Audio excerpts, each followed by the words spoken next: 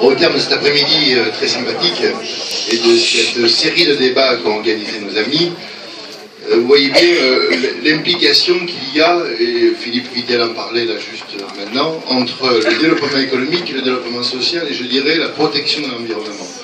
L'enjeu de cette ville pour les prochaines années, c'est d'associer toutes ces dimensions pour non seulement avoir une cité dans laquelle la paix sociale, la fraternité voudrait dire quelque chose, mais aussi pour nous permettre de redresser cette ville. On est face réellement à une reconstruction de la Seine-sur-Mer.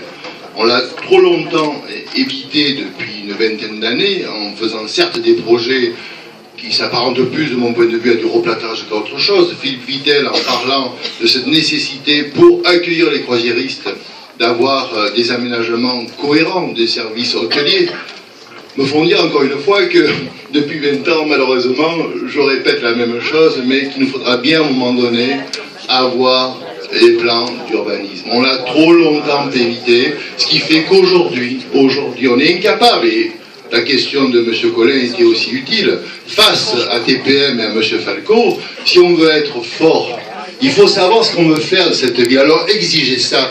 Arrêtez le replâtrage, refusez le replâtrage. Chacun a voulu faire quelque chose. On a un morceau de casino, un morceau de parc paysager, on ne sait pas trop quoi en faire tellement il coûte cher. On a un port de plaisance qui aimerait bien sortir mais il ne sort pas. On a un secteur croisiériste qui voudrait se développer mais il ne se développe pas. Pourquoi? Parce que cette ville, elle est incohérente, elle est détruite. Reconstruisons-la avec des objectifs clairs et nets qui nous donneront la force à aller discuter avec M. Falco, les gouvernements, quels qu'ils soient, l'Europe et surtout des investisseurs privés. Merci.